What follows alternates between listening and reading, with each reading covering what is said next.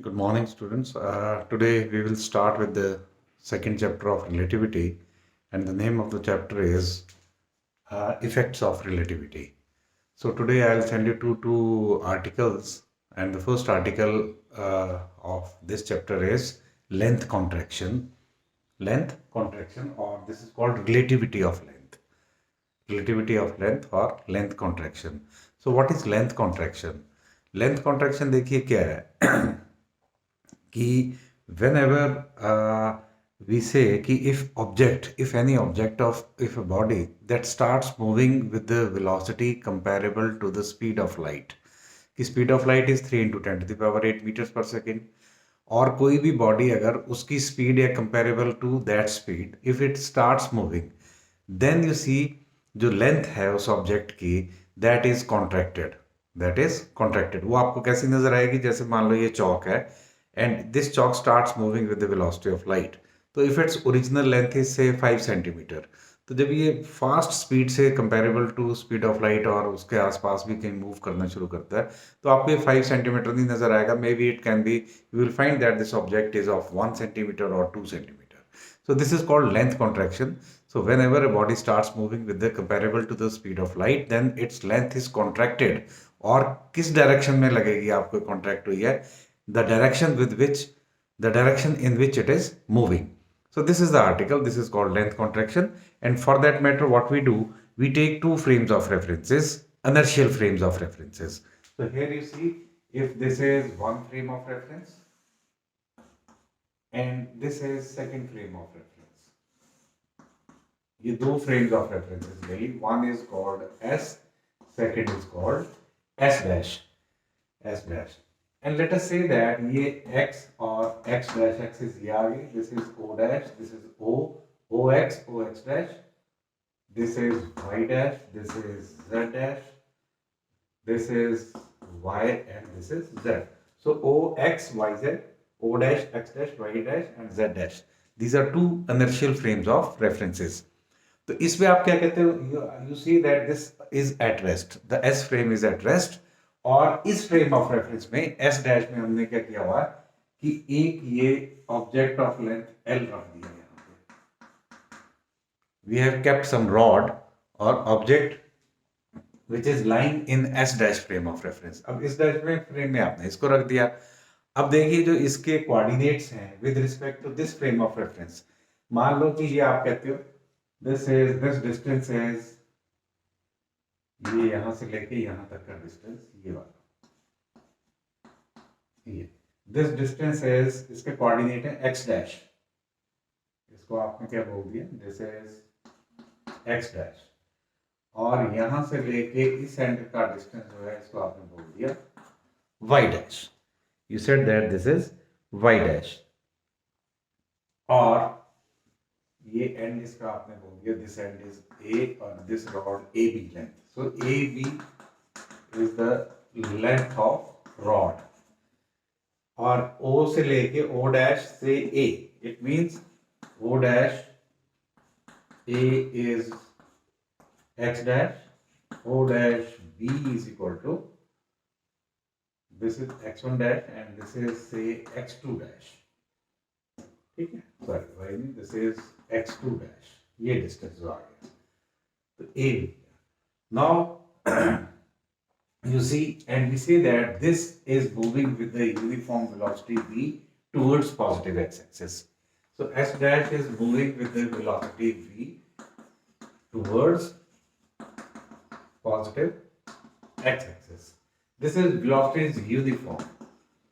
देखिए जब velocities की यूनिफॉर्म होती है तब हम इसको कहते हैं inertial frame of reference. When there is no acceleration, so a frame of reference moving with the uniform velocity means the frame of reference is inertial. So these two are inertial frames of references because here this is moving with the uniform velocity toward this side. अब देखिए ये rod तो पड़ी हुई है यहाँ पे S dash frame में और S डैश फ्रेम भी मूव कर रही है, तो ये रॉड क्या हुआ? This is at rest with respect to S dash frame of reference. ठीक है, जैसे कि कोई बस चली हुई है, आप लोग बस में बैठे हो तो बस तो मूव कर रही है पर आप अंदर बैठे हो बस के अंदर, तो you are at rest with respect to the bus, the motion of the bus. तो बस के अंदर आप बैठे हो तो all people they are at rest with respect to bus, पर जो बाहर से देख रहा है, the person who is standing outside and bus is moving, तो उसको क्या लगेगा, all these people they are in motion, they are in motion. So is the case hair. You see this is the frame of reference which is at rest. तो इस पे जो observer बैठा होगा, इसमें जो ऑब्जर्वर बैठा हुआ उसको लगेगा, उसने नाप लिया यहाँ पे कि ये अंदर कोई चीज पड़ी हुई है, तो इसका डिस्टेंस यहाँ से x1 है, यहाँ से x2 है. So what will be the length of this rod to the persons who are sitting here, to the observer who is sitting in s dash frame of reference. तो उसके लिए जो लेंथ क्या होगी इस रॉड की, because rod is at rest, so this is length is, we write this as L naught and this will be equal to x2 dash minus x1 dash, and this is called proper length, proper length of the object. इस rod का जो, जैसे आप बस में बैठे हो, कोई चीज सामने पड़ी हुई है, आप सामने देखोगे इसको कि इसकी लेंथ इतनी है, बिकॉज तो ये जो है, जो लेंथ है ओरिजिनल लेंथ है. This is called proper length, which is L naught x2 dash minus x1 dash. Now you see the person who is observer is here in S frame of reference. उसको लगेगा, वो तो देख ही रहा है कि ये चीज क्या कर रही है, ये मूव कर रही है with the uniform velocity. तो वो कैसे नापेगा उस चीज को, the object which is lying there in this frame of reference. तो उसके लिए यहां से लेके यहां तक का distance, let us say A तक का डिस्टेंस is x1 and यहां से लेके B तक का डिस्टेंस क्या हो गया, x2. This distance is x1 and x2. ये आ गया. अब ये इसने भी ये ऑब्जर्व करना है कि इसकी लेंथ कितनी है, बट थिंग इज मूविंग, तो इसको साइमल्टेनियसली देखना पड़ेगा दोनों एंड पे, अदरवाइज तो ये फ्रेम आगे निकल जाएगी. ठीक है, जैसे कोई आदमी बाहर खड़ा हुआ है और बस मूव कर रही है, तो अगर उसने से फॉर एग्जांपल बस की लेंथ ही देखनी है कितनी है विच इज मूविंग, तो दोनों आंखों से साइमल्टेनियसली देखेगा दोनों एंड्स पे. ऐसे नहीं करेगा कि एक एंड पे देखेगा फिर दूसरे एंड पे देखेगा, तब तक तो चीज आगे चली जाएगी. तो you have to measure it simultaneously कि उसको क्या नजर आती है, उसकी लेंथ कैसे नजर आती है. So that will be what, that will be, यहां से he will measure this thing simultaneously कि ये इस एंड का डिस्टेंस कितना और इस एंड का डिस्टेंस कितना, and then he will get to know the length of this object which is moving. Now the question comes here कि how we can go from one frame of reference to second frame of reference when second frame of reference is moving, then you see, and the speed is also very high, so we have studied Lorentz transformation in our last lecture. तो Lorentz transformation जो है वो कहाँ है, inertial frames of references में लगती है. if second frame is moving and inertial में उसमें टाइम और उसके लिए आपके पास क्या आ गई थी, ट्रांसफॉर्मेशंस आई थी. तो वो ट्रांसफॉर्मेशंस मैंने आपको करवाई थी कि x dash is equal to x minus v t over 1 minus v square by c square under root, y dash is equal to y and z dash is equal to z as there is no motion along y and z. On time t dash के लिए भी लिखवाई थी आपके पास. तो ये सारी आपके पास लॉरेंस ट्रांसफॉर्मेशन है, but since we are interested only in the direction of motion, तो हम क्या करेंगे, यहाँ पे लेंथ कॉन्ट्रैक्शन है, तो लेंथ का मतलब हम क्या लिखेंगे, जो x dash y dash z dash वाले जो आपके पास लॉरेंस ट्रांसफॉर्मेशंस हैं, वहां से हम इनका रिलेशन लिखेंगे कि ये जो यहाँ पे ऑब्जर्वर बैठा हुआ है उसको ये लेंथ कितनी नजर आएगी. जो ऑब्जर्वर एस डैश में बैठा है उसको तो पता है कि इतनी है लेंथ, जो यहाँ पे बैठा हुआ है उसको वो क्या मेजर करेगा, and this is we will be calculating from Lorentz transformation equations. Now from Lorentz transformation equations you see we can write Lorentz transformation equations. Lorentz transformations क्या कहते हैं, ये लास्ट मैंने आपको लिखवाया था that x dash is equal to x minus v t. तो x dash की जगह हमारे पास क्या है, x1 dash. x1 dash is equal to x minus v t means x1 minus v t. x1 minus v t divided by क्या लिखता था हमने यहाँ पे 1 minus v square by c square under root. You can see the last lecture transformation equations. And y1 dash is equal to y1 z1 dash will be equal to z1 as there is no motion along y and z. तो हमारे पास ये आ गई. तो हमने अभी length के लिए देखना था, तो लेंथ मींस ये डिस्टेंसेस जो हमारे पास ये आ रहे हैं यहाँ पे. Now you see x1 dash is this, तो ये तो मैंने लिख के आपको बता दिया. And what will be the x2 dash, ये वाला.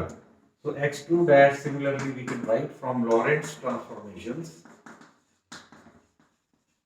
Transformation equations.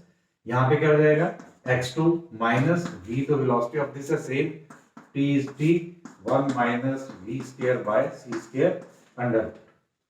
ठीक है, v is the velocity of this frame of reference uniform with respect to this, c is the velocity of light. So these are the two equations which we'll have calculated.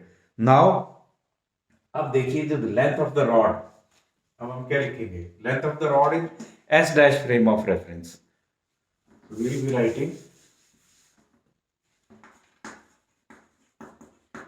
length of rod in s dash frame of reference. तो कितना हो जाएगा, length कितनी है, and एक x2 dash था, दूसरा क्या था x1 डैश, तो ये आई s dash frame of reference में ये length, and this is equal to, तो ये सब्ट्रैक्ट कर दो, x2 डैश की वैल्यू ये है, सो this will be x2 minus x1, ये vt कैंसिल हो जाएगा, divided by 1 minus v square by c square under root. ये सब्ट्रैक्ट कर दी हमने ये equation, this is 1 and this is 2, so subtracting 1 from 2, this gives us the length in s dash frame of reference. ये और ये length हमने कितनी लिखी हुई है, we have know this is the proper length, this is the proper length because this is moving and rod is lying here. तो ये ऐसे मूव कर रही है, तो जो ऑब्जर्वर s dash में बैठा है उसको लेंथ तो उतनी नजर आएगी. So this is L naught and let us say this is L. What is L? This is the length of the rod which the observer who is sitting in S frame of reference he will measure while sitting there. और दूसरी frame move कर रही है, तो जैसे जैसे बस move कर रही है, बाहर बंदा खड़ा हुआ कोई, and he is observing the length of the rod lying inside. तो वो इसके ये आएगा x2 minus, this is the length of the rod as measured from S frame of reference, ये वाला. So let us say this is L. So this is L divided by 1 minus v square by c square under root. तो आपके पास ये relation आ गया यहाँ पे, और हमने निकालना क्या है, वी वांट टू नो कि how much the length will appear to the person who is sitting in S frame of reference. तो L is equal to L not into 1 minus v square by c square. ये relation आ गया आपके पास, L equal to L not 1 minus v square by c square. That's it, where L is equal to x2 minus x1. तो ये जो length उस आदमी को ये अपीयर करेगी कि इसकी लेंथ इतनी है, which is equal to original length into 1 minus v square by c square under root. Now you see, this is what? 1 minus something. This is what? This is this. So here L naught is proper length. L is the length observed by the observer in S frame of reference, and this is equal to this. Obviously, सामने relation से नजर आ रहा है कि L is less than L naught. L is less than L naught is 1 minus. ठीक है, तो this is v square by c square. So this is the relation that length उसको कैसी अपीयर करेगी, कम नजर आएगी. जैसे एक 5 सेंटीमीटर का चौक है मान लो, ये मूव कर रहा है किसी फ्रेम में, तो जो बाहर खड़ा हुआ है उसको 5 नहीं नजर आएगा, क्या नजर आएगा, उसको कम नजर आएगा, 2 सेंटीमीटर नजर आएगा, 1 centimetre. And this length is contracted along this direction only, in the direction of motion. That also I will discuss. So this is called length contraction as measured by the observer who is sitting in S frame of reference. Now you see, we will discuss the results. So as L is equal to what we have written, L is equal to L naught 1 minus v square by c square under root. This is the relation here. Now the first case is, first हमने discussion क्या किया, as 1 minus v square by c square under root is less than 1, तो implies L is less than L naught. ये तो आपको पता ही लग गया पहले इससे कि the length of the rod measured in the frame which is moving appears to be smaller who is sitting in S frame of reference which is at rest. And this is you can say this is first and the second is the contraction of the length, contraction of length appears in the direction of motion only. अब direction of motion की side पे था, x axis की तरफ था, ये rod रखी हुई थी, ये ऐसे मूव कर रही थी, ठीक है, ये इस तरफ. तो लेंथ कॉन्ट्रैक्शन किस डायरेक्शन में आएगा कि ये वाली लेंथ कम नजर आएगी इसको. तो मतलब क्या है, जैसे आपके पास क्या है, मान लो ये कोई स्क्वायर चीज रखी हुई है आपने, if मान लो some square object is placed here, तो जब ये मूव करने लग पड़ेगा comparable to the velocity of light और very high speed, तो इसमें लेंथ की साइड पे कॉन्ट्रैक्ट होगी, इस साइड पे. तो इस पे लेंथ अगर पहले इतनी थी तो ये इतनी रह जाएगी, नजर आएगी. y पे सेम रहेगा, there is y equal to y dash, this will remain the same. ये देखिए y बराबर है और x इतना था, तो ये यहाँ पे x की कॉन्ट्रैक्शन हो गई ये। तो जो स्क्वायर ऑब्जेक्ट है, if you keep a square object in a moving frame of reference, then it will appear as a rectangle to the observer who is sitting in S frame of reference, number 1। और अगर कोई circular object है, ये circular object है, ये यहां पे रखा हुआ है, ये तो इसके लिए तो सर्कल ये जो मूव कर रहा है, जो यहां पे बैठा हुआ है इस वाली फ्रेम में, उसको ये क्या नजर आएगा, length will be contracted along x axis. तो उसको यहाँ पे जैसे ये ऐसा था, ये लेंथ इतनी थी, तो ये कम हो जाएगी, तो ये इतना ही रहेगा और लेंथ विल बी कॉन्ट्रैक्टेड, ये इतना था बेस, ये रहेगा, तो ये लेंथ इसकी कॉन्ट्रैक्ट होगी, so this will appear as an oval shape. तो कोई ऑब्जेक्ट अगर सर्कुलर रखा हुआ है तो इस ऑब्जर्वर को, और ये मूव कर रहा है comparable to the velocity of light, then it will appear as a oval shape to the observer who is sitting in S frame of reference. So these are the discussion, and then if you see, if v is equal to c, अगर v c के बराबर हो जाती है कि velocity of this frame of reference is comparable is equal to the velocity of light, तो this क्या हो गया, 1 minus 1 is 0 and L is equal to 0, so which is not possible। ऐसा नहीं है कि बिल्कुल ही मतलब उसमें उसकी लेंथ ही 0 हो जाएगी कोई, वो इसका मतलब क्या हुआ कि कोई भी चीज जो है that cannot move with the velocity of light, तो या तो उसके कंपेरेबल होगी, उससे लेस होगी, उससे ज्यादा भी नहीं हो सकती, ना उसके बराबर हो सकती है। So these are few points of discussion here. और again if v is greater than c, एक और if v की velocity of object is greater than the velocity of light, which is not possible, then you see if v is greater than c, then this will become imaginary। obviously ये क्या बन जाएगा, imaginary है, v is greater than c, तो इसको आप solve करो, देखो सामने क्या आ रहा है, then the length becomes imaginary, which is again not possible, so ये आपके पास था लेंथ कॉन्ट्रैक्शन का। Now just try to see the numericals based on this length contraction. बड़े सिंपल से न्यूमेरिकल आते हैं, एक एक दो दो लाइन के, तो आपको अब समझ आ जाएगा। तो where you have to write the proper length and the length, जैसे आपके पास से फॉर एग्जांपल आपके पास ये एक हमारे पास ये है न्यूमेरिकल है, you can see from the books also कि how long a metre rod will appear if it moves with a velocity of 0.9 c। ठीक है, कि एक आपको क्या है, एक मीटर की रॉड है, जैसे मान लो ये 1 मीटर की रॉड है, इट्स लेंथ इज 1 मीटर, और ये रॉड मूव करना शुरू कर देती है विद 0.9 c, कि 0.9 times the velocity of light. तो इसकी रॉड की लेंथ कितनी अपीयर होगी आपको जो आप बैठे हो in rest frame of reference, आपको कितनी अपीयर होगी। तो हमें पता है कि L इज इक्वल टू, पहले तो फॉर्मूला लिख लो, लेंथ कॉन्ट्रैक्शन है 1 minus v square by c square under root। now here you see what is L naught, L naught is proper length कितनी है 1 मीटर, तो ये तो हो गया 1 metre into 1 minus v square by c square। तो velocity किससे move कर रहा है ये फ्रेम, 0.9 c, तो 0.9 c square over c square and it's under root, this is L। so L is equal to क्या हो गया ये आप इसको सॉल्व कर लो, तो 0.9 का क्या हो गया 0.81 इसका स्क्वायर हो गया, सी स्क्वायर से सी स्क्वायर कैंसिल हो जाएगा, ये कैंसिल हो जाएगा एक इसका ये, और 0.9 का 1 minus 0.81।